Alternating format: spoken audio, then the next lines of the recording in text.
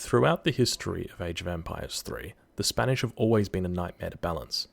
The issue revolves primarily around their Lancer unit in the Third Age, as it has the ability to neutralize a large number of infantry, heavy or otherwise, before it falls. In addition to having the Lancer, Spain now have a strong economic incentive to reach the Fortress Age, which has been added in the Definitive Edition. However, in this video, I'm going to cover the one reason why I believe it may be worth staying in the Second Age for Spain. The Logistician for the Spanish has two bonuses, and both are to do with shipments that you can receive in the First Age. The first bonus reduces the time it takes for your shipments to arrive, and while it doesn't say it on the tooltip, it reduces the delivery time of First Age shipments by half. The second bonus that it provides is that each First Age shipment will now arrive with 400 resource crates, that being 200 food, 100 wood, and 100 coin. Initially, I was apprehensive about this politician, as with the Spanish, you want to hit Fortress as soon as possible, and it really doesn't seem to help you do that. So I tried to think more outside the box. I will warn you now, in this video, I'm going to be using the word tempo a lot, and in this context, I use it as a word that describes a civilization's ability to maintain the pressure that they're applying throughout the game. I started by seeing if I could make some form of economic Age 2 game work. I figured it would need to be a team game, so that I could send advanced trading post early, and then use that to take the whole trading line. And then from there I could send 700 coin and 700 wood. And then eventually I could utilize the bonus by sending the 7 sheep card, which includes a wagon to turn into a livestock pen.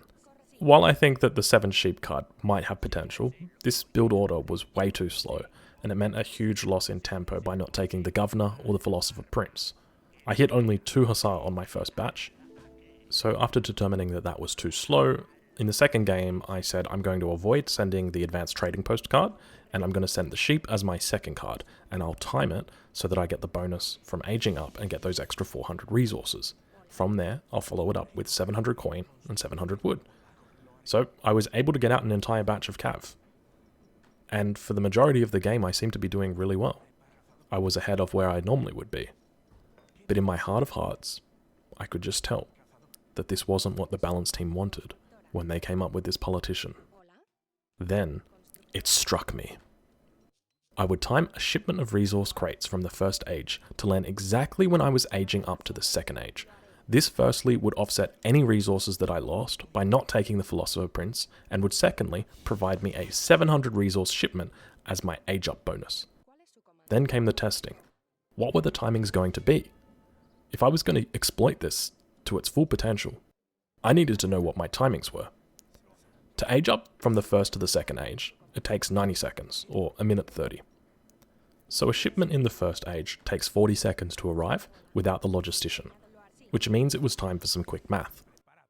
40 seconds for the shipment to arrive, divided by 90 seconds for the age up time, was 44.44%, meaning that the delivery time of a First Age shipment takes 44.5% of an age up transition to arrive.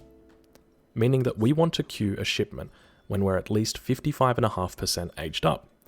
To be safe, I'll send it at 57%. That way, it means it arrives just after we age up, and we avoid the potential of sending it too early.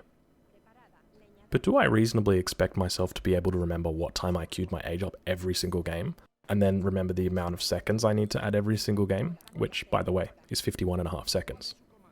That's a lot of math. That definitely isn't so quick. So here's the best way to ensure your resources arrive consistently when you age up. Once the green age up bar surpasses the I in Exploration Age at the top of your screen and is just bordering on the O, send your shipment. I've tested this in both resolutions, 3440 by 1440 and 1920 by 1080, and it remains consistent despite the difference in scaling. I'm unable to comment on other resolutions, so if you are playing in something different, I would advise you to just double check, go into a practice game, and make sure that it's the same for you. So now that we've established the best way to utilize this card, how does it look in action? So I went in thinking I'm going to ship 3 settlers as my first card, and then 300 wood as my second, making sure that I time it perfectly so I get the full 700 resources from the Logistician. Once I've aged up, I'm going to ship another 300 wood, and then 5 settlers, followed by another shipment of 300 wood, and then 4 settlers, and then base any further shipments on how the game is feeling. I'll make sure that I prioritize any food treasures before I hit the age up button, because without that help, I'm going to be slow to age. If there are trading posts, then I'm definitely going to be taking one early, and I'll aim to take as many trading posts as I can to maximize on this bonus. I'll be aiming to make a barracks and 2 houses with the first shipment of wood, and then a second barracks and another trading post with the second shipment. I'll be opting to take the first age resource shipment over the second age shipments, as they provide a better spread of resources and their speedy arrival, meaning that I can be more reactive to the circumstances of the game in front of me. My general strategy is going to be building up an early musketeer mass, applying early pressure while taking as many trading posts as I can and upgrading the trade route, then transitioning into Hussar and building a second stable to really try and take the enemy by surprise with a mass of around 15 to 20 Hussar.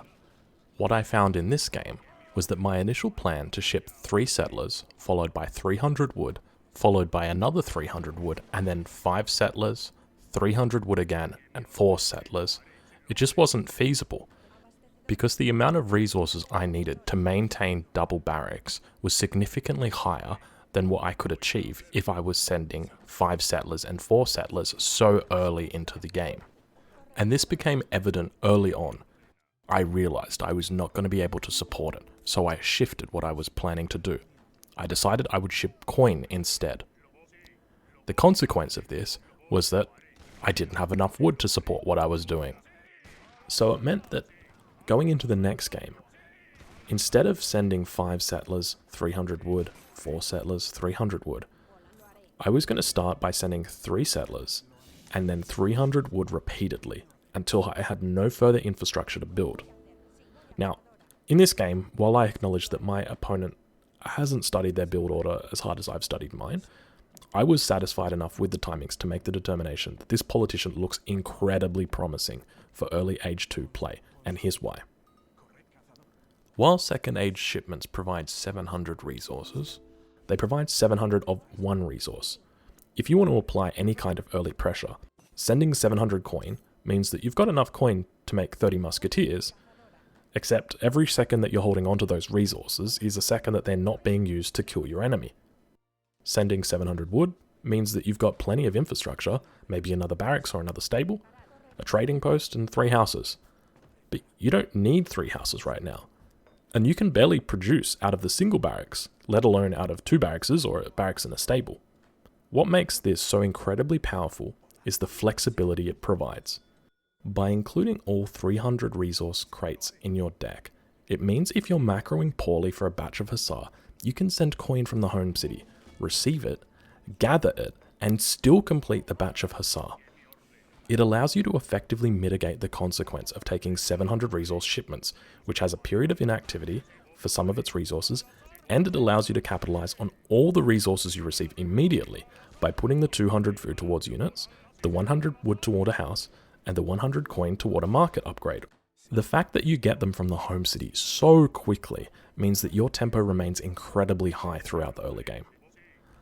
Overall, this politician is going to be a significant threat in the second age, with Spain able to amass a giant economy and a huge army at the same time.